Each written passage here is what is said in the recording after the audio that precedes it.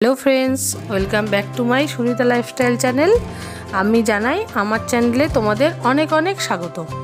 आज के आमी तुम्हादेर साथे एकदम नतूनत्व एक रेसिपि निये चले एसेछि माछेर डिमेर कोफ्ताकारी। এই মাছের ডিমের কোফতাকারিটা খেতে অসাধারণ লাগে আর দেখতে খুব সুন্দর হয়। তোমরা বাড়িতে বানাবে। আমি আজকে কি করে বানালাম তোমরা দেখে নাও। পুরো প্রথম থেকে শেষ পর্যন্ত ভিডিওটা দেখো। आशा करी तुम्हादेर खूब भालो लागबे और तोमरा बाड़ीते अवश्यई बानाबे।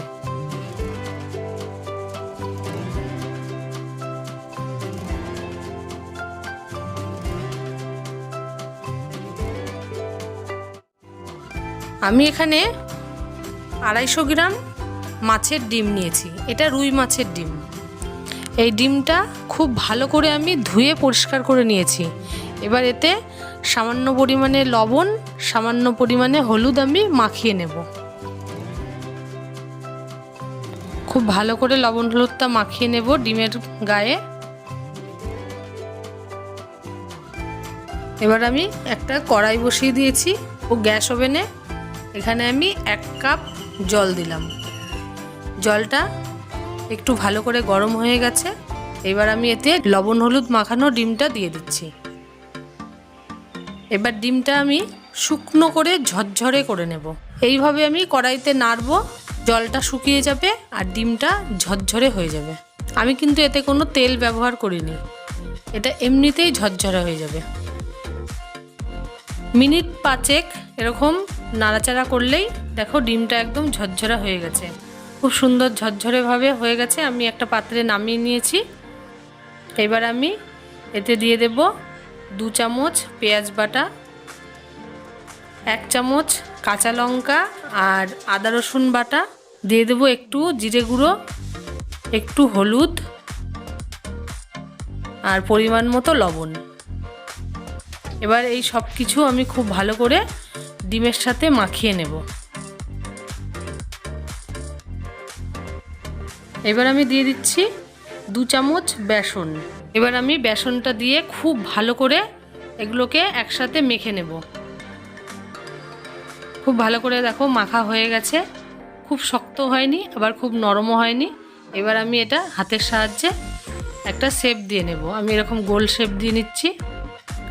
সবগুলো ডিমে আমি এরকম গোল শেপ করে বড়ার আকারে করে নেব।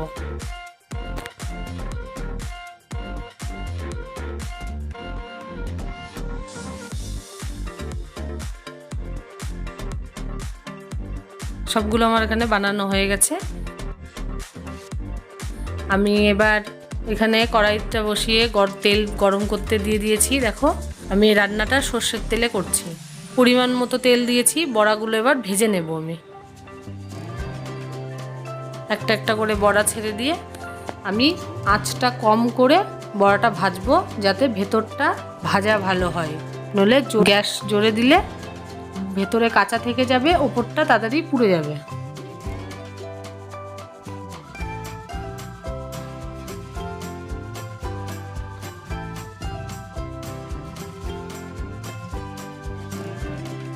গুলো বড়া আমার তোলা হয়ে গেছে। দেখো খুব সুন্দর করে আমি ভেজে নিয়েছি বড়াগুলো। এবার আমি এই কড়াইতেই আরেকটু পরিমাণে তেল দিয়ে দেব। তেলটা একটু গরম করে নেব। তেলটা গরম হয়ে গেছে। আমি এতে 2টা এলাচ দিলাম, 2টো তেজপাতা দিলাম, একটা শুকনো লঙ্কা দিলাম। এগুলো একটু হালকা করে আমি ভেজে নেব। তেজপাতা লঙ্কা ভাজা হয়ে গেছে। এবার আমি এতে দিয়ে দিচ্ছি 2 চামচ পেঁয়াজ বাটা। পেঁয়াজটা আমি একটু হালকা করে ভেজে নেব 2 মিনিট, পেঁয়াজের কাঁচা গন্ধটা যাওয়া পর্যন্ত। পেঁয়াজটা 2 মিনিট ভাজার পর এবার আমি এতে দিয়ে দেব আদা রসুন বাটা, সাথে কাঁচা লঙ্কা দেয়া আছে 2 চামচ দিলাম। এটাও একটু হালকা 2 মিনিট করে ভেজে নেব হালকা আছে। 2 মিনিট পর এবার আমি এতে দিয়ে দিচ্ছি 1/2 চামচ জিরে গুঁড়ো, 1 চামচ হলুদ গুঁড়ো, 1 চামচ লবণ, লবণটা স্বাদ মতো দেবে তোমরা তোমাদের। আর দিয়ে দিচ্ছি 1 চামচ কাশ্মীরি রেড চিলি পাউডার। খুব ভালো করে এবার মশলাগুলো পেঁয়াজ রসুনের সাথে ভেজে নেব হালকা আছে, যাতে পুড়ে না যায়, তলায় লেগে না যায়। আর একটু পরিমাণ মতো চিনি দিয়ে দেবো। খুব ভালো করে এবার মশলাটা আমি কষিয়ে নিচ্ছি। মশলাটা খুব সুন্দর করে ভাজা ভাজা হয়ে গেছে, কষানো হয়ে গেছে। এবার আমি এতে দিয়ে দেব পরিমাণ মতো জল। এই কোপ্তা কারির গ্রেভি একদম পাতলা হয় না, জলের মাপটা পরিমাণ মতো দিতে হবে, ঘনও না আবার একদম পাতলাও না। জলটা ফুটে গেছে, এবার আমি বড়াগুলো দিয়ে দেব ঝোলের মধ্যে। আস্তে আস্তে আমি বড়াগুলো দিয়ে দিচ্ছি, সবগুলো বড়া দিয়ে দিয়েছি আমি। এবার আমি 2 মিনিটের জন্য ঢাকা দিয়ে দেব, বড়াটা একটু নরম হওয়ার জন্য।